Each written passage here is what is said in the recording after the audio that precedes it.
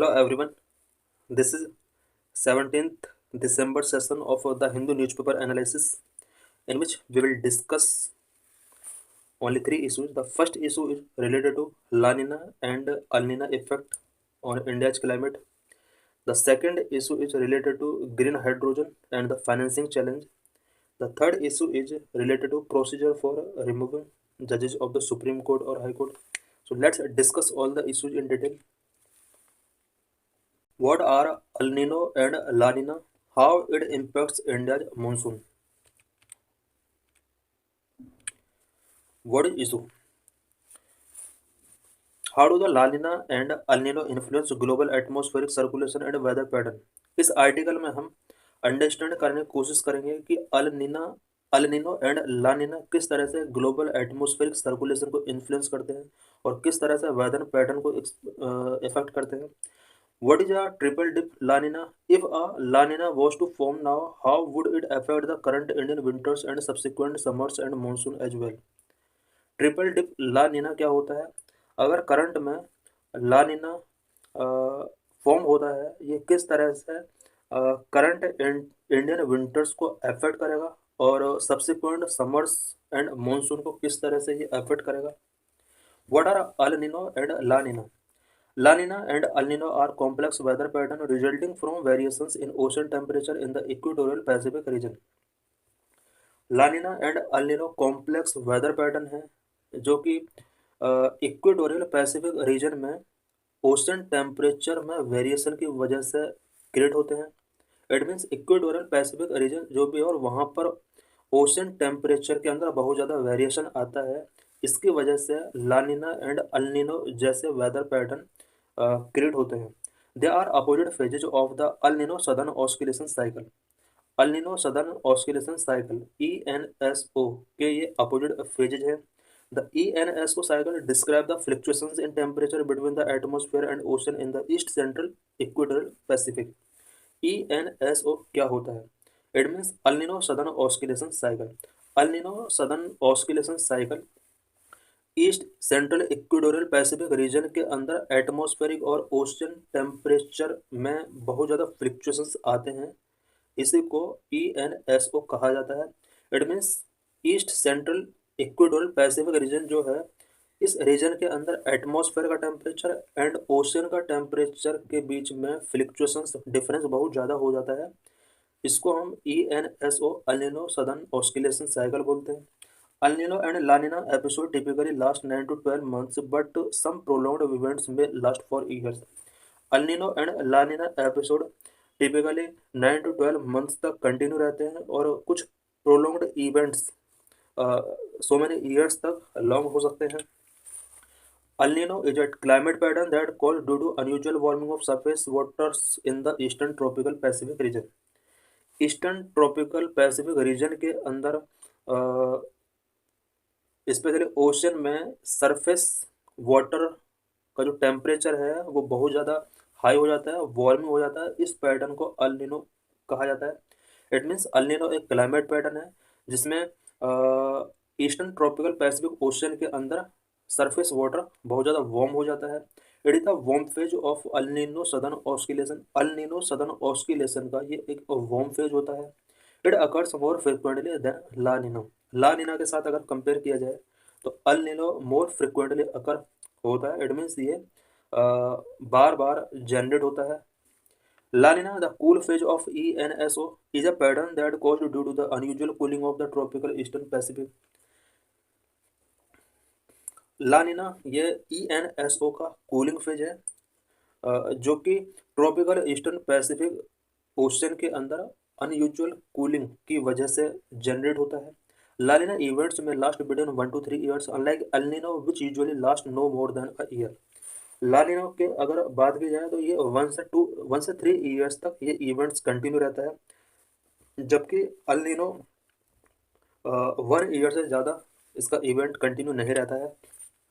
Both phenomena tend to peak during the northern hemisphere winter.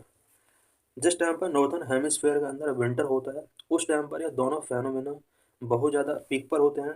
During La Nina years, India receives normal or above normal rainfall during the monsoon season. Yet the same phenomena caused drought in the Africa and intensified hurricanes over the Atlantic Ocean. La Nina years के during India के अंदर normal और above normal rainfall होता है, specially monsoon season में। But Africa के अंदर बहुत ज़्यादा ड्रॉट शो होते हैं एंड एटलांटिक ओशन में हरिकेन्स इंटेंसीफाई हो जाते हैं। इट मीन्स जिस टाइम पर ला नीना इमर्ज होता है उस टाइम पर इंडिया के अंदर हैवी रेनफॉल शो होते हैं, जबकि इसके अपोजिट अफ्रीका के अंदर बहुत ज़्यादा ड्रॉट एंड एटलांटिक ओशन के अंदर बहुत ज़्यादा हरिकेन्स इंटेंसीफाई होते हैं। Conversely, El Nino brings extreme summers and drought in India while increasing rainfall in the southern United States. इसके अपोजिट इट मीन्स ला नीना के अपोजिट अल नीनो इंडिया के अंदर एक्सट्रीम समर्स एंड ड्रॉट लेकर आता है, जबकि इसी टाइम के during United states of America के अंदर हाई रेनफॉल यहाँ पर शो होते हैं। El Nino was first recognized by Peruvian fishermen of the coast of Peru as the unusually warm water. अल निनो का पहली बार रिकॉग्निशन पेरुवियन फिशरमैन के द्वारा पेरुवियन कोस्ट पर किया गया था, बिकॉज वहाँ पर उसको अनयूजुअली वार्म वाटर एक्सपीरियंस हुआ था। द स्पेनिश इमिग्रेंट्स कॉल्ड अल निनो which means the little boy in Spanish. Spanish immigrants ने अल निनो को अल निनो नाम दिया, जिसका मीनिंग होता है द लिटिल बॉय। ये स्पेनिश लैंग्वेज का वर्ड अल निनो। La Nina, which means the little girl in Spanish, it is also sometimes called Alvijo, anti-El Nino, or simply a cold event. ला निनो का मीनिंग लिटिल गर्ल होता है, और ला निनो को अल वाइजो, एंटी अल निनो और सिंपली अ कोल्ड इवेंट के नाम से भी इसको जाना जा सकता है। ला निना एंड अल निनो इन रिसेंट ईयर्स में ला निना और अल निनो कब कब एक्सपीरियंस किए गए। While the La Nina was expected to emerge by July this year, it is yet to. ऐसा एक्सपेक्ट किया गया था कि इस ईयर के जुलाई मंथ में ला निना इंडिया के अंदर या इस रीजन के अंदर एक्सपीरियंस हो सकता है, इमर्ज हो सकता है, बट ऐसा नहीं हुआ। The Indian meteorological department now expect a La Nina to set in by the late 2024 और by early 2025 plus a milder winter due to this delay. Indian meteorological department ने ये एक्सपेक्ट किया है कि 2024 के एंड में या फिर 2025 के अर्ली टाइम में ला नीना एक्सपीरियंस किया जा सकता है, जिसकी वजह से बिकॉज ये काफ़ी डिले हो गया है, इसको दिसंबर में एक्सपीरियंस किया जाना था इंडिया के अंदर, बट ऐसा नहीं हुआ। यही वजह है कि मिल्डर विंटर इस डिले की वजह से हमने फेस किए हैं। This decade began with three consecutive La Nina events, a rare occurrence known as triple dip La Nina, followed by an El Nino in 2023. 2020 का ये डिकेड हमने देखा कि इसमें थ्री कॉन्जिक्यूटिव ला नीना इवेंट्स यहाँ पर आए, 2020, 21 एंड 2022। तीन ईयर में थ्री कॉन्जिक्यूटिव ला नीना इंडिया ने एक्सपीरियंस किया, और इस तरह का जो रेयर ऑक्यूरेंस है इसको ट्रिपल डिप ला नीना के नाम से जाना जाता है। उसके बाद 2023 में अल नीना हमने फेस किया है। How climate change may affect both La Nina and El Nino events. Climate change किस तरह से ला नीना और अल नीनो इवेंट्स को अफेक्ट कर सकता है। Climate change may increase the frequency and intensity of both La Nina and El Nino events as rising sea and land temperature disturb the Pacific balance. Climate change El Nina और El Nino और La Nino की frequency और intensity दोनों को increase कर सकता है, because sea and land temperature continue rise हो रहा है, और जिसकी वजह से पैसिफिक बैलेंस कहीं ना कहीं डिस्टर्ब होता है, और पैसिफिक बैलेंस अगर डिस्टर्ब होगा तो इसकी वजह से La Nina and El Nino दोनों कहीं ना कहीं अफेक्ट हो सकते हैं। This could also amplify extreme La Nina events which generally lead to harsh winters in India. Climate change की वजह से ला नीना इवेंट्स भी एक्सट्रीमली एम्पलीफाई हो सकते हैं, जिसकी वजह से इंडिया के अंदर हार्श विंटर्स शो किए जा सकते हैं। Will a La Nina emerge in this winter, क्या इस विंटर में ला नीना इमर्ज होने की पॉसिबिलिटी है। 2024 इज डिफरेंट, ये जो ईयर है ये थोड़ा डिफरेंट है। The La Nina has not emerge as expected. Historically the La Nina has usually formed during the monsoon और the pre monsoon period, and it has formed only twice between October and December since 1950। Historically La Nina India के अंदर monsoon या pre monsoon period में form होता है, but ऐसा इस बार India के अंदर नहीं हुआ है, और 1950 से लेकर अब तक ऐसा ओनली टू टाइम हुआ है जब अक्टूबर और दिसंबर के मंथ में लानिना ने लानिना इस रीजन में इमर्ज हुआ है। बाकी मॉनसून या प्री मॉनसून पीरियड में ही लानिना इमर्ज होता है। Global forecast had also predicted it's emergence this monsoon. Global forecast ने भी ये प्रेडिक्ट किया था कि इंडिया में जो मॉनसून आया था उस मॉनसून के ड्यूरिंग लानिना फॉर्म होगा, बट ऐसा नहीं हुआ। But in December there are remains only 57% chance of it forming 2024। It will be weak if it still does, but it could affect global weather. But December month में ये expect किया गया है कि 57% चांस है कि 2024 में लानिना फॉर्म होगा। Many indices of declaration of onset of La Nino और अल्निनो। लानिनो और अल्निनो के ऑनसेट और डिक्लेरेशन करने के लिए क्या क्या इंडिसेस होते हैं? द ऑनसेट ऑफ लानिनो और अल्निनो can be declared on the basis of many indices. For instance the oceanic Nino index, Oceanic Nino Index (ONI) compared the 3-month average sea surface temperature in the East Central Tropical Pacific with the 30-year average. ONI East Central Tropical Pacific region के 3 months के surface temperature का 30-year average temperature के साथ compare करता है। When the difference between the two is 0.5 degree और higher it is अल्निनो। अगर 3 month के एवरेज टेम्परेचर का और 30 ईयर के एवरेज टेम्परेचर का डिफरेंस 0.5 या इससे ज़्यादा आता है तो इसका मीनिंग है कि यहाँ पर अल नीनो फॉर्म्ड होने वाला है। अगर ये डिफरेंस -0.5 और इससे लोअर रहता है तो ऐसा एक्सपेक्ट किया जाएगा कि यहाँ पर ला नीनो फॉर्म हो सकता है। Currently it is around -0.3 degree Celsius. Current में east central tropical Pacific region का जो ये 3 मंथ एवरेज टेम्परेचर और 30 ईयर एवरेज टेम्परेचर का जो डिफरेंस है वो -0.3 डिग्री सेल्सियस है, जो कि ला नीना फॉर्म्ड होने के लिए सूटेबल कंडीशन है। How El Nino and La Nino affect monsoon and weather. El Nino and La Nina affect किस तरह से मानसून और वेदर को अफेक्ट कर सकते हैं? El Nino summers are relatively harsher as was the case in April this year when India experienced intense record-breaking heat waves. Al Nino summers relatively harsher होते हैं जिस तरह से इंडिया में अप्रैल मंथ में देखा गया था। और अप्रैल मंथ में इंडिया ने intense record breaking heat waves experience किया था। If a La Nino arrive and persist into the summer of 2025 it may offer relief from the high heat. अगर 2025 समर्स से पहले ला नीनो अराइव होता है तो ये इंडियन पीपल के लिए हाई हीट वेव से एक रिलीफ ऑफर कर सकता है।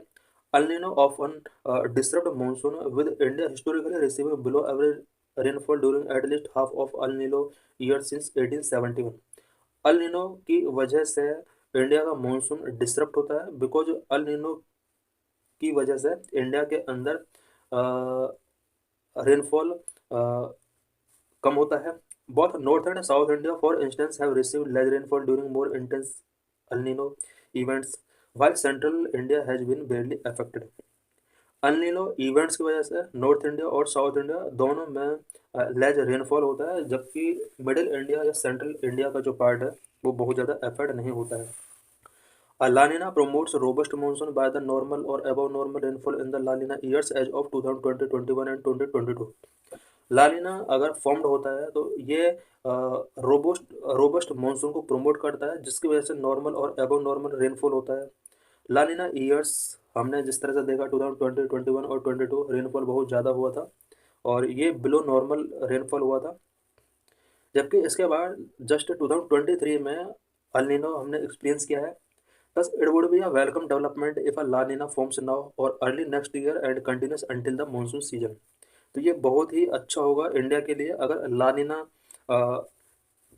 फॉर्म्ड होता है, अभी फॉर्म्ड होता है या फिर नेक्स्ट ईयर के स्टार्टिंग में फॉर्म होता है। This would mean a less intense summer and more rains for India. अगर ला नीना फॉर्म्ड होता है नेक्स्ट ईयर के स्टार्टिंग में तो इसकी वजह से नेक्स्ट ईयर में लेस इंटेंस समर हमें ऑफर हो सकता है और रेनफॉल इंडिया के अंदर बहुत ज़्यादा हो सकता है। What is removal process of जजेज of Supreme Court and High court?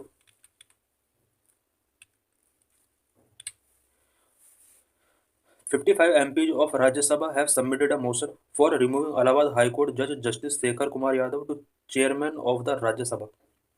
Rajya Sabha के 55 MPs ने इलाहाबाद हाई कोर्ट के एक जज जस्टिस शेखर कुमार यादव को रिमूव करने के लिए राज्यसभा के चेयरमैन को एक मोशन सबमिट किया है।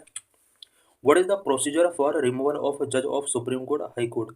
Supreme Court and High Court के जजेस को रिमूव करने के लिए क्या प्रोसीजर है? According to article 124 and 217 of the constitution, a जज of the Supreme Court High Court is removed by the president on the grounds of proved misbehaviour और इनकैपेसिटी। कॉन्स्टिट्यूशन के आर्टिकल 124 एंड 217 के according Supreme Court और High Court के जजेस को president के द्वारा रिमूव किया जा सकता है। इसके लिए प्रूव्ड मिसबिहेवियर और इनकैपेसिटी ग्राउंड्स माना जाता है।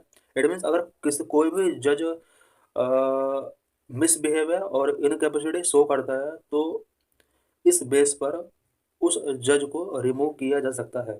For this removal, a motion is passed in each house of parliament by a majority of the total membership of that house and by a majority of not less than two-thirds of the members of that house present and voting in the same session। जजेस के removal के लिए parliament के both houses के द्वारा एक motion pass कराया जाता है और ये जो मोशन पास कराया जाता है स्पेशल मेजोरिटी से पास कराया जाता है। Special majority means a majority of the total membership of that house and a majority of not less than to-third of the members of that house present and voting. Special majority के through ये motions parliament के both houses में पास कराए जाते हैं। Judges Act 1968, the detailed procedure for removal is provided in Judges Act 1968। जजेस के removal से रिलेटेड डिटेल प्रोसीजर जजेस इंक्वायरी एक्ट 1968 के अंदर प्रोवाइडेड किया गया है। It stipulate that a notice of motion for removal should be signed by not less than 50 members in the Rajya Sabha and 100 members in Lok Sabha. किसी भी जज को रिमूव करने के लिए जो नोटिस इनिशिएट किया जाएगा वो नोटिस राज्यसभा के अंदर एटलीस्ट 50 मेंबर्स के द्वारा साइन होना चाहिए एंड लोकसभा के अंदर अबाउट 100 मेंबर्स के द्वारा साइन होना चाहिए, तब वो मोशन फॉरवर्ड किया जाता है। The chairman or speaker may after due consideration and consultation admit or refuse to admit the motion. Rajya Sabha का चेयरमैन एंड लोकसभा का chairman detail consideration and consultation के बाद उस मोशन को रिफ्यूज भी कर सकता है, एडमिट भी कर सकता है, ये उसकी चॉइस के ऊपर डिपेंड है। If admitted, a 3-member committee will be constituted consisting of Supreme Court, High Court judges and a distinguished jurist। if chairman or speaker जजेस के रिमूवल से रिलेटेड इस मोशन को एडमिट मीन्स एक्सेप्ट कर लेता है, इसके बाद high court and supreme court के जजेस के थ्रू और एक डिस्टिंग्विश्ड जूरिस्ट के थ्रू एक 3-member कमेटी यहाँ पर बनाई जाती है। इट मीन्स इस कमेटी के अंदर 3 मेंबर होते हैं जिसमें 2 मेंबर हाई कोर्ट और सुप्रीम कोर्ट के जजेस एंड 1 मेंबर डिस्टिंग्विश्ड जूरिस्ट होगा। इस कमेटी को ये मोशन यहाँ पर फॉरवर्ड किया जाता है इंक्वायरी के लिए। If the committee after investigation absolve the जज ऑफ एनी मिसबिहेवियर और incapacity the motion pending shall not be proceed with. अगर इस कमेटी के द्वारा फाइंड किया जाता है कि इस जज के अगेंस्ट किसी भी टाइप का मिसबिहेवियर और इनकैपेसिटी से रिलेटेड कोई एलिगेशंस प्रूफ नहीं होते हैं तो इस मोशन को प्रोसीड के लिए फॉरवर्ड नहीं किया जाता है, इसको यहीं पर स्टॉप कर दिया जाता है। If found guilty of misbehavior or suffering from incapacity, the committee report will be taken up in the House of the Parliament, which would then need to pass the motion with special majority। अगर किसी जज के against misbehaviour और incapacity इस committee के द्वारा prove हो जाते हैं तो उसके बाद पार्लियामेंट के बोथ हाउसेस में इस कमेटी के रिपोर्ट्स को टेकन अप किया जाता है और उसके बाद स्पेशल मेजोरिटी के थ्रू इस मोशन को पास कराया जाता है। What is the meaning of the terms proved misbehaviour और इनकैपेसिटी? प्रूव्ड मिसबिहेवियर और इनकैपेसिटी जो टर्म है इनका क्या मीनिंग है? The Constitution does not define the terms proved misbehaviour और इनकैपेसिटी। कॉन्स्टिट्यूशन के अंदर प्रूव्ड मिसबिहेवियर और इनकैपेसिटी जैसे टर्म्स को डिफाइन नहीं किया गया है, इसको time to time Supreme court ने ही डिस्क्राइब किया है। According to supreme court, misbehaviour means wilful misconduct in office, corruption, lack of integrity or any other offence involving moral turpitude. Supreme court ने मिसबिहेवियर का मीनिंग बताया कि अगर किसी भी जज के द्वारा कोई विलफुल कंडक्ट किया जाता है ऑफिस के अंदर, करप्शन चार्जेस उसके ऊपर लगाए जाते हैं, लैक ऑफ इंटीग्रिटी शो करता है, तो ये मिसबिहेवियर कैटेगरी में इंक्लूड किया जाएगा। Incapacity means a medical condition that में इंक्लूड फिजिकल और मेंटल इनकैपेसिटी। सुप्रीम कोर्ट ने इनकैपेसिटी का यहाँ पर मीनिंग बताया, अगर कोई भी जज कोई हेल्थ या मेडिकल कंडीशन सफरिंग कर रहा है, स्पेशली फिजिकली और मेंटली इनकैपेसिटी अगर उसके अंदर शो हो रही है, तो ये इनकैपेसिटी के अंदर इंक्लूड किया जाएगा और इस बेस पर उसको रिमूव किया जा सकता है। What is the current issue? In an event organised by the Vishwa Hindu Parishad, justice Yadav made communal charge remark. Vishwa Hindu परिषद के द्वारा एक इवेंट ऑर्गेनाइज किया गया था और इस इवेंट के दौरान जस्टिस यादव ने कम्युनली चार्ज रिमार्क मेड किए थे। He have said the country would be run according to the wishes of the majority. Mr Yadav ने कहा था कि कंट्री मेजोरिटी के विशेष के हिसाब से रन करनी चाहिए, जबकि एक जस्टिस को इस तरह के वर्ड्स यूज नहीं करने चाहिए थे। इस कंट्री के अंदर सेक्युलरिज्म का प्रिंसिपल फॉलो किया जाता है, उसको ध्यान में रखकर एक जज को स्टेटमेंट देना चाहिए था। The reinstatement of values of judicial have adopted by the Supreme Court in 1997 and followed by the all high courts mandate that behavior and conduct of members of the higher judiciary must reaffirm people's faith in the impartiality of the judiciary। Supreme court ने 1997 में reinstatement of values of judicial life को adopt किया था और इसके बाद इस code of conduct को ऑल हाई कोर्ट ने फॉलो किया था। Reinstatement of values of judicial life ये मैंडेट करता है कि सुप्रीम कोर्ट या हाई कोर्ट या हायर जुडिशरी के ऑल मेंबर को उनका जो बिहेवियर कंडक्ट होगा, उस बिहेवियर कंडक्ट से पीपल का फेथ लॉस नहीं होना चाहिए। It means judiciary, higher judiciary के मेंबर्स को कोई भी ऐसा मिसबिहेव या कंडक्ट नहीं करना है जिसकी वजह से पीपल का फेथ जुडिशरी के प्रति लॉस हो जाए। The judges should not commit any act of omission or commission that is unbecoming of the high office they occupy। जजेस को किसी भी टाइप का ओमिशन और कमीशन कमिट नहीं करना चाहिए। कोई भी ऐसा एक्ट जो कि हाई ऑफिस की डिग्निटी को डिवैल्यू करती है, किसी भी टाइप का ऐसा एक्ट करने से ये model code of conduct deny करता है। What is required? The stringent action should be taken if जजेस having been found guilty of misbehaviour by inquiry committee. अगर इंक्वायरी कमेटी के द्वारा ये प्रूफ हो जाता है कि इस जज ने मिसबिहेवियर वहाँ पर शो किया है, तो उसको स्ट्रिक्ट तरीके से उसके अगेंस्ट एक्शंस लिए जाने चाहिए। जजेस bill 2006 it was not passed by the parliament, it defined misbehaviour to include violation of code of conduct for the जजेस। जजेस इंक्वायरी बिल 2006 के अंदर जजेस के लिए कोड ऑफ कंडक्ट यहाँ पर मिसबिहेवियर से रिलेटेड इनकॉर्पोरेट किए गए हैं। जजेस इंक्वायरी बिल 2006 ये पार्लियामेंट के द्वारा पास किया गया कोई बिल नहीं है, बल्कि ये जजेस के लिए कोड ऑफ कंडक्ट एक के तौर पर इसको इंक्लूड किया गया है। This bill propose imposition of minor measures like issuing warning, public और private censure, withdrawal of judicial work for a limited time etc. for misconduct that does not warrant removal। इस बिल के अंदर propose किया गया है कि अगर कोई जज मिसबिहेव शो करता है तो उसके लिए कुछ माइनर मेजर्स यहाँ पर इस बिल के अंडर इम्पोजिशन किए गए हैं, सच एज वार्निंग इशू किया जा सकता है, पब्लिक और प्राइवेट सेंसर उसके ऊपर इम्पोज किया जा सकता है, लिमिटेड टाइम के लिए जुडिशियल वर्क से उसको विड्रॉ किया जा सकता है। The Supreme Court has issued a notice seeking detail of the controversial speech made by the Justice Yadav। Justice Yadav के द्वारा जो भी कंट्रोवर्शियल स्पीच मेक किया गया है, उस स्पीच का डिटेल सुप्रीम कोर्ट ने एक नोटिस इशू करके डिमांड किया है। द जज is likely to appear before the Supreme Court collegium to explain is stand. Justice Yadav को सुप्रीम कोर्ट कॉलेजियम ने अपीयर होने के लिए कहा है।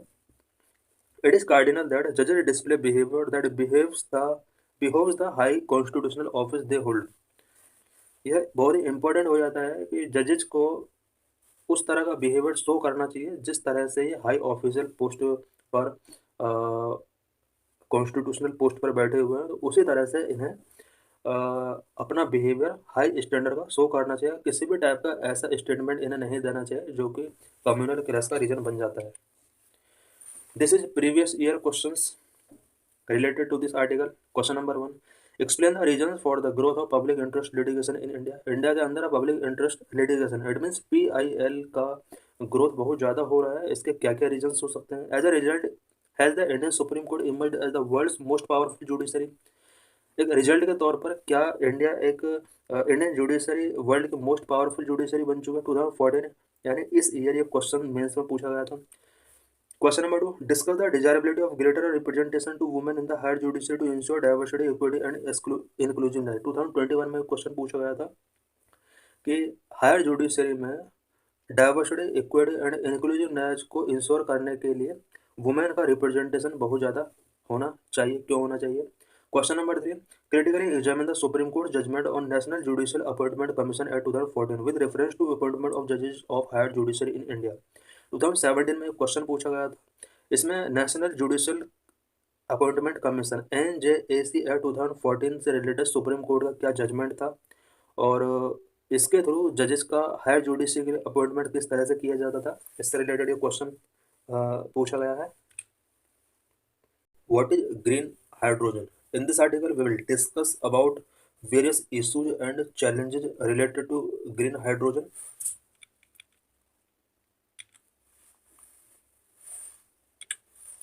What is issue? To achieve India's net zero emission target by 2070 and to decarbonize its industrial sectors, green hydrogen offer a crucial pathway. India का 2070 तक का टारगेट है कि इंडिया नेट जीरो एमिशंस को अचीव कर लेगा और इंडस्ट्रियल सेक्टर को डिकार्बोनाइज करने के लिए इंडिया वेरियस इनिशिएटिव्स ले रहा है। इस इनिशिएटिव के तौर पर ग्रीन हाइड्रोजन इंडिया के लिए एक इम्पोर्टेंट पाथवे हो सकता है।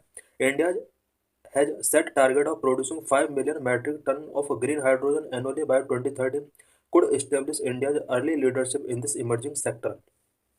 इंडिया ने 2030 तक के लिए every year 5 million metric ton green hydrogen produce करने का टारगेट रखा है। अगर ये टारगेट इंडिया के सक्सेस रहते हैं तो इंडिया बहुत ही जल्द ग्रीन हाइड्रोजन प्रोडक्शन के मामले में ग्लोबल लीडरशिप को लीड कर सकता है। What is green hydrogen? Green hydrogen is hydrogen which is produced through the electrolysis of water using renewable energy sources like solar, wind, or hydro power. It does not release greenhouse gases during production, making it an environmental friendly fuel. Green hydrogen एक hydrogen है जिसको water के electrolysis processing के through separate किया जा सकता है और इस इलेक्ट्रोलाइसिस प्रोसेस में renewable energy such as solar, wind और हाइड्रो पावर का यूज किया जाता है। जिस टाइम पर ग्रीन हाइड्रोजन का प्रोडक्शन किया जाता है उस टाइम पर किसी भी टाइप का ग्रीन हाउस गैस एमिशन नहीं होता है। यही वजह है कि green hydrogen environmental friendly fuel है। Green hydrogen is a tasteless, colourless, odourless, non toxic and highly combustible gases substance. Green hydrogen tasteless होता है, कलरलेस होता है, ओडोरलेस होता है, non toxic and highly combustible gas substance है। It is the simplest, lightest and most abundant element in universe.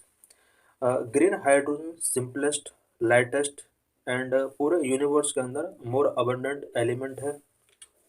In green hydrogen, the term green refer to the method of production which involve the use of renewable energy sources like wind, solar और hydel power for electrolysis।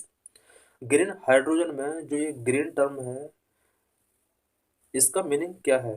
इसका meaning है कि जिस time पर green hydrogen का production किया जाता है उस मेथड में किसी भी टाइप का non renewable energy source use नहीं किया जाता है बल्कि renewable energy source such as wind, solar और हाइडल पावर का यूज इलेक्ट्रोलाइसिस के लिए किया जाता है। यही वजह है कि इसका नाम ग्रीन हाइड्रोजन रखा गया है। Electrolysis process split water into hydrogen and oxygen without emitting green house gas emissions. Electrolysis process में वाटर को हाइड्रोजन एंड ऑक्सीजन में स्प्लिट किया जाता है और इस इलेक्ट्रोलाइसिस प्रोसेसिंग के ड्यूरिंग किसी भी टाइप का ग्रीन हाउस गैस का एमिशन नहीं होता है। Green hydrogen in India, India में ग्रीन हाइड्रोजन का क्या स्टेटस है? India set its target to becoming energy independent by 2047 and achieving net zero by 2070। India ने 2047 तक के लिए टारगेट रखा है कि वो एनर्जी इंडिपेंडेंट कंट्री बन जाएगा, और 2070 तक टारगेट रखा है कि नेट जीरो एमिशन को अचीव कर लेगा। To achieve this target to using renewable energy across all economic spheres is central to India's energy transition. अगर इंडिया चाहता है कि 2047 एंड 2070 तक के लिए जो टारगेट रखे हैं, अगर इंडिया इन्हें अचीव करना चाहता है, तो इंडिया को रिन्यूएबल एनर्जी सोर्सेस का यूज ऑल इकोनॉमिक स्फीयर्स में इंक्रीज करना होगा। Green hydrogen is considered a promising alternative for enabling this transition. India अगर चाहता है फॉसिल फ्यूल से अपने आप को रिन्यूएबल एनर्जी ट्रांजिशन अगर करना चाहता है, तो इंडिया के लिए ग्रीन हाइड्रोजन एक promising alternative हो सकता है।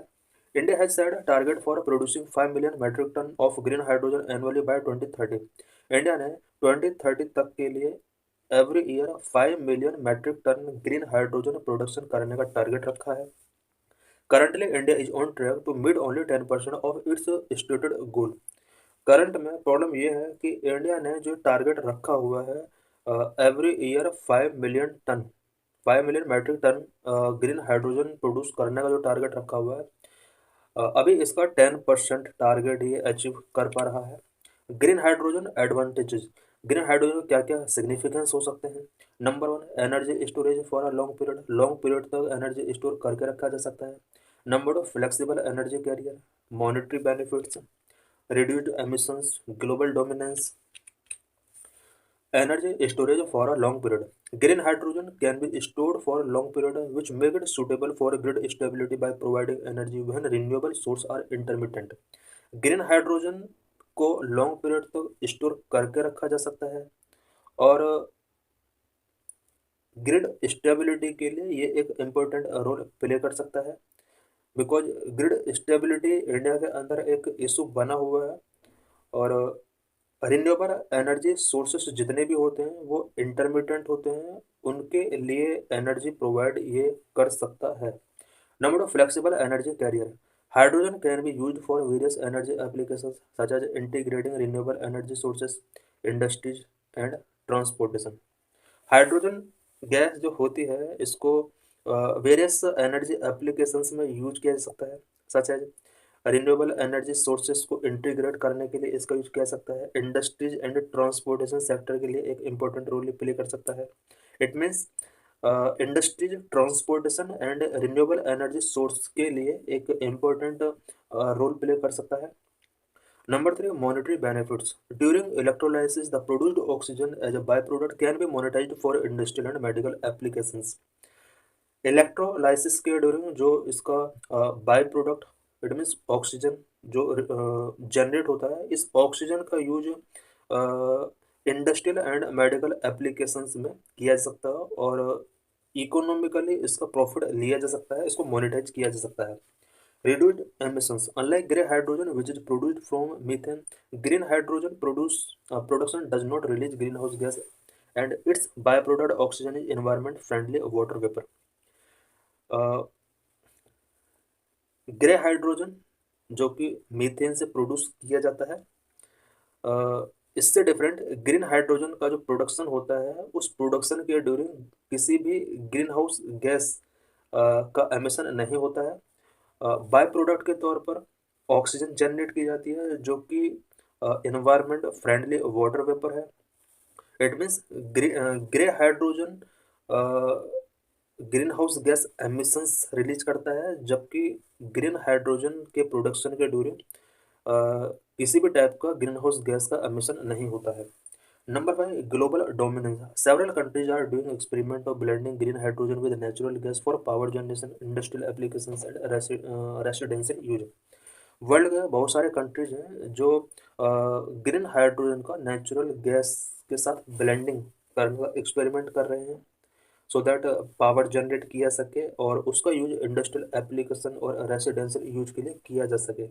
इट मीन्स आज इंडस्ट्रीज और रेसिडेंशियल हाउसेस में नेचुरल गैस का यूज किया जाता है। बहुत सारे कंट्रीज एक्सपेरिमेंट कर रहे हैं कि इस नेचुरल गैस के साथ हाइड्रोजन, ग्रीन हाइड्रोजन का किस तरह से ब्लेंडिंग किया जा सके, सो दैट कार्बन कंपाउंड को कम से कम रिलीज किया जा सके।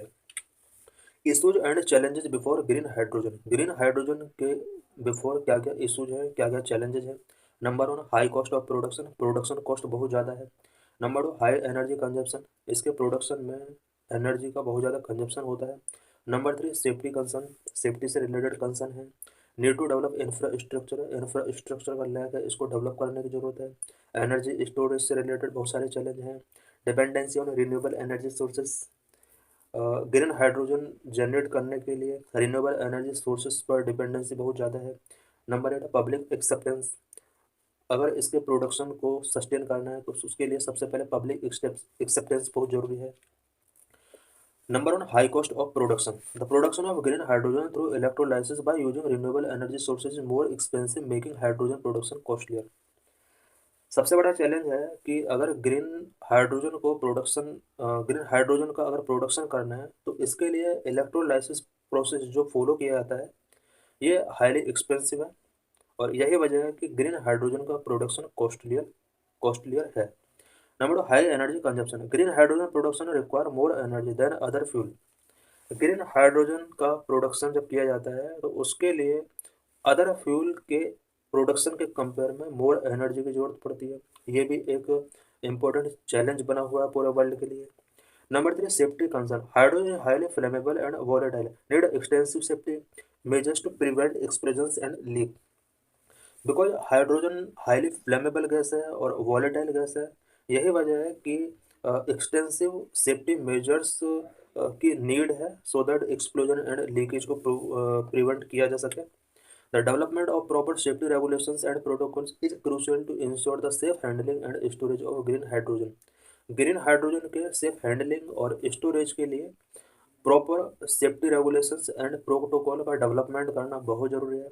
Number four, the need to develop infrastructure for production, storage and distribution of green hydrogen. It requires the development of a robust infrastructure. अगर ग्रीन हाइड्रोजन का प्रोडक्शन, स्टोरेज एंड डिस्ट्रीब्यूशन को हमें strong करना है तो इसके लिए बहुत ही इंपॉर्टेंट है कि इसके इंफ्रास्ट्रक्चर को डेवलप किया जाए। Number six, energy storage. The development of effective energy storage solutions is important to enable the widespread adoption of green hydrogen. Green hydrogen के वाइड स्पीड एडॉप्शन के लिए, इसको इनेबल करने के लिए एक effective energy storage solutions develop करने होंगे। Energy storage solutions like batteries and hydrogen storage can store excess energy and provide a constant supply of green energy. Energy storage के सॉल्यूशन के तौर पर बैटरीज एंड हाइड्रोजन स्टोरेज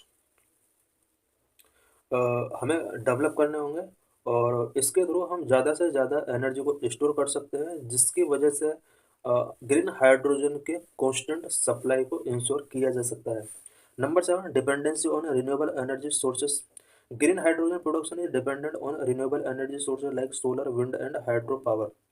एक सबसे बड़ा challenge ये भी है कि ग्रीन हाइड्रोजन का प्रोडक्शन रिन्यूएबल एनर्जी सोर्सेज पर डिपेंड है like solar, wind and hydro. Because इन्हें एनर्जी सोर्स के थ्रू इलेक्ट्रोलाइसिस प्रोसेस फॉलो किया जाता है और हाइड्रोजन एंड ऑक्सीजन को स्प्लिट किया जाता है। These sources are intermediate and their output can fluctuate over time. Because renewable energy sources जो होते हैं वो इंटरमीडिएट सोर्स हैं, कभी भी ब्रेकिंग हो सकते हैं, और यही वजह है कि ग्रीन हाइड्रोजन का production over the time fluctuate हो सकता है। Number eight, public acceptance. The public acceptance of green hydrogen is necessary to its adoption. Green hydrogen को अगर हमें वर्ल्ड लेवल पर अडॉप्ट करना है या इंडिया लेवल पर अडॉप्ट करना है तो उसके लिए पब्लिक एक्सेप्टेंस बहुत नेसेसरी है। The public must be educated about important benefit of green hydrogen and its role in mitigating climate change. Public को अवेयर करना होगा कि ग्रीन हाइड्रोजन के क्या क्या इंपॉर्टेंट बेनिफिट हैं और किस तरह से green hydrogen climate change mitigation में हेल्प कर सकता है। उसके बाद पब्लिक एक्सेप्टेंस इजी हो जाएगा। What are India's initiatives to promote green hydrogen. Green hydrogen को प्रमोट करने के लिए इंडिया की तरफ से क्या क्या इनिशिएटिव टेकिंग किए गए हैं। India has launched several initiatives and policies to promote the production, utilization and export of green hydrogen. India ने several initiatives and policies launch किए हैं सो दैट ग्रीन हाइड्रोजन के प्रोडक्शन, यूटिलाइजेशन एंड एक्सपोर्ट को promote किया जा सके। Number one, national hydrogen mission. National Hydrogen Mission was announced in the Union Budget 2021-22, which aims to make India a global hub for green hydrogen. National hydrogen mission India के अंदर 2021-22 union budget के अंदर announce किया गया था, जिसका main M India को green hydrogen hub बनाना था। This mission will facilitate demand creation, research and development, pilot project, skill development, standard and regulations, and policy framework for green hydrogen. National hydrogen mission India के अंदर green hydrogen की demand को facilitate करेगा, research and development में help करेगा, pilot project के तौर पर इस मिशन को बूस्ट करेगा, स्किल डेवलपमेंट के लिए ये इनिशिएटिव्स टेकिंग करेगा। Number 2, green hydrogen consumption obligations. The Ministry of New and Renewable Energy has introduced green hydrogen consumption obligations for petroleum refining and fertilizer industry. It is just like the renewable purchase obligations for electricity distribution companies. MNRA, Ministry of New and Renewable Energy ने petroleum refining and fertiliser industry के लिए green hydrogen consumption obligations introduce किए हैं। ये कुछ इसी तरह से जिस तरह से इलेक्ट्रिसिटी डिस्ट्रीब्यूशन कंपनीज के लिए रिन्यूएबल परचेज ऑब्लिगेशंस कंपलसरी किया हुआ है, उसी तरह से ministry of new and renewable energy ने ऑल पेट्रोलियम रिफाइनिंग इंडस्ट्री और फर्टिलाइजर इंडस्ट्रीज के लिए ये श्योर कर दिया है कि वो ग्रीन हाइड्रोजन कंजप्शन ऑब्लिगेशंस को फॉलो करेंगे। These obligations will require this industry to consume a certain percentage of green hydrogen in their overall hydrogen consumption. MNRA के द्वारा जो प्रोविजन किए गए हैं, इन प्रोविजन के अकॉर्डिंग इन इंडस्ट्रीज के लिए ये रिक्वायर कर दिया गया है कि वो अपने ओवरऑल हाइड्रोजन कंजप्शन का कुछ परसेंटेज ग्रीन हाइड्रोजन के तौर पर यूज करेंगे, कंज्यूम करेंगे। Number 3, green hydrogen hubs. The Ministry of New and Renewable Energy has identified regions that can facilitate a large-scale production of green hydrogen and develop them as a green hydrogen hub. Ministry of Renewable and New and Renewable Energy ने India के अंदर बहुत सारे ऐसे regions को identify किया है जो कि ग्रीन हाइड्रोजन के लार्ज स्केल प्रोडक्शन को फैसिलिटेट करते हैं, और उन रीजन को ग्रीन हाइड्रोजन हब के तौर पर जाना जाता है। Green hydrogen applications. Green hydrogen के क्या क्या एप्लीकेशंस है? Number 1, a wide range of applications. Number 2, transportation. Number 3, energy storage and grid integration. Number 4, industrial applications. Number 5, residential and commercial applications. Number 6, hydrogen blending. Number 7, hydrogen trade. Number 1, wide range of applications. Green hydrogen is a wide range of applications in various sectors, making it a versatile and valuable source in the transition towards a carbon neutral and sustainable future. Green hydrogen के various sectors में wide range of applications हो सकते हैं। यही वजह है कि ये carbon neutral and sustainable future के लिए एक वर्सेटाइल एंड वैल्यूएबल रिसोर्स के तौर पर वर्क कर सकता है, बिकॉज इंडिया ने कार्बन न्यूट्रल के लिए कुछ टारगेट रखे हुए हैं और सस्टेनेबल फ्यूचर से रिलेटेड कुछ टारगेट रखे हुए हैं। अगर इंडिया फॉसिल फ्यूल से अपने आप को carbon neutral and sustainable future की तरफ ट्रांजिशन करना चाहता है तो ग्रीन हाइड्रोजन एक वर्सेटाइल एंड वैल्यूएबल रिसोर्स के तौर पर वर्क कर सकता है। Number 2, transportation. Green hydrogen can fuel cell electric vehicles, which can offer long driving ranges and faster refueling times compared to battery electrical vehicles. Green hydrogen का use fuel cell electric vehicles में as a fuel use किया जा सकता है, जो कि battery electric vehicles के compare में long driving ranges and faster refuelling times offer कर सकता है। It means battery electric vehicles जो हैं आज जो रनिंग कर रहे हैं उसमें जो बैटरी का यूज किया जाता है वो long driving ranges facility provide नहीं करती है, जबकि fuel cell electric vehicles long driving ranges offer कर सकते हैं। It can also power ships, trains and aeroplanes which is a cleaner alternative to traditional fossil fuel. Green hydrogen का use अगर fuel cell electric vehicles के तौर पर किया जाएगा तो इसका use ships, train and aeroplane को पावरिंग के लिए किया जा सकता है। जो कि ट्रेडिशनल फॉसिल फ्यूल के एक क्लीनर अल्टरनेटिव के तौर पर वर्क कर सकता है। Number 8, energy storage and grid integration. Green hydrogen can also store excess renewable energy from intermediate source like the solar and wind. Renewable energy sources जितने भी हैं such as solar and wind, इनका अगर access energy है तो उस access energy को store करने के लिए ग्रीन हाइड्रोजन एक इंपॉर्टेंट रोल प्ले कर सकता है। It can be converted back into electricity when needed which help to balance the energy grid and ensure energy security. Green hydrogen में जो भी एक्सेस एनर्जी को स्टोर किया गया है उस एनर्जी को अगेन इलेक्ट्रिसिटी में कन्वर्ट किया सकता है और उसके बाद एनर्जी ग्रिड को बैलेंस करने के लिए यूज किया सकता है और उसके बाद इसको एनर्जी सिक्योरिटी के तौर पर ट्रीट किया सकता है। Number 4, industrial applications. In the steel industry green hydrogen can replace coal based process, help in reducing emissions.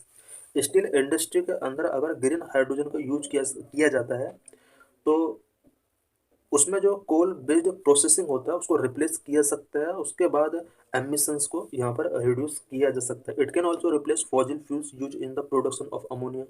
Ammonia के प्रोडक्शन के लिए जो फॉसिल फ्यूल यूज किए जाते हैं उसको भी रिप्लेस अगर ग्रीन हाइड्रोजन के साथ किया जाता है तो इससे एमिशंस जो हो रहा है इन्वायरमेंट के अंदर, एटमॉस्फेयर के अंदर, उसको रिड्यूस किया जा सकता है। Number 5, residential and commercial applications. Green hydrogen can generate electricity for building through fuel cells and can be used for cooking and heating, which lead to replacing natural gas and other fossil fuels. Green hydrogen के through electricity generate किया सकता है buildings के लिए, specially अगर कुछ fuel cells green hydrogen के through बनाए जाते हैं तो इसके थ्रू इलेक्ट्रिसिटी जनरेट किया सकता है और बिल्डिंग्स में कुकिंग पर्पज के लिए, हीटिंग पर्पज के लिए उस इलेक्ट्रिसिटी का यूज किया सकता है। बिकॉज हाउसेस के अंदर जो आज natural gas and other fossil fuels का यूज एज ए फ्यूल किया जाता है उसको अगर ग्रीन हाइड्रोजन के साथ रिप्लेस किया जाता है तो ये इन्वायरमेंट के लिए एक प्रॉफिटेबल हो सकता है। Number 6, hydrogen blending. Green hydrogen can B blended with natural gas and reducing the carbon footprint of natural gas consumption.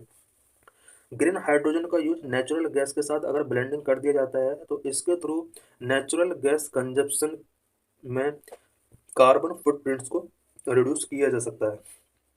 Hydrogen trade. Countries with sufficient renewable energy sources can produce green hydrogen for export. They can create a new economic opportunity and strengthening global energy security. Jin countries के अंदर sufficient renewable sources हैं वो country green hydrogen maximum level पर produce कर सकते हैं और new economic opportunities create कर सकते हैं, साथ में ग्लोबल एनर्जी सिक्योरिटी को स्ट्रेंथ करने में इनका एक इम्पोर्टेंट रोल हो सकता है। How is green hydrogen different from grey and blue hydrogen. Green hydrogen grey and blue hydrogen से किस तरह डिफरेंट है। Grey hydrogen is produced from fossil fuels like coal और natural gas releasing green house gas during production. Green grey hydrogen का production fossil fuel such as coal and natural gas के through किया जाता है और इसके production के during green house gases का एमिशन होता है जो कि इन्वायरमेंट के लिए एक लॉसफुल हो सकता है। Blue hydrogen also produce from fossil fuels but which with carbon capture and storage technique. Blue hydrogen का यूज भी फॉसिल फ्यूल से किया जाता है बट इसके प्रोडक्शन के ड्यूरिंग कार्बन कैप्चरिंग का ध्यान रखा जाता है और स्टोरेज टेक्नोलॉजीज का यूज करके इसका प्रोडक्शन किया जाता है। Green hydrogen is the cleanest form because it uses renewable energy sources. Grey hydrogen, blue hydrogen and green hydrogen में क्लीनेस्ट फॉर्म जो है वो ग्रीन हाइड्रोजन है बिकॉज इसके प्रोडक्शन में ओनली रिन्यूएबल एनर्जी सोर्सेज का यूज किया जाता है। This is previous year question related to this topic with reference to fuel cells in which hydrogen rich fuel and oxygen are used to generate electricity. Consider the following statement। 2015 में question पूछा गया था। If pure hydrogen is used as a fuel, the fuel cell emits heat and water as byproduct. Fuel cell can be used for powering building and not for small devices like laptops, computers. Fuel cell produce electricity in the form of alternative current. Which of the statement given above are correct. इनमें से कौन सा statement correct है। The answer is A, only one statement correct है और one statement इसलिए correct है because pure hydrogen का यूज फ्यूल के रूप में हम कर सकते हैं और फ्यूल सेल के थ्रू हीट हम यहाँ पर एमिट कर सकते हैं। बाय प्रोडक्ट के रूप में यहाँ पर वाटर रिलीज किया जा सकता है, इसलिए स्टेटमेंट वन ट्रू है।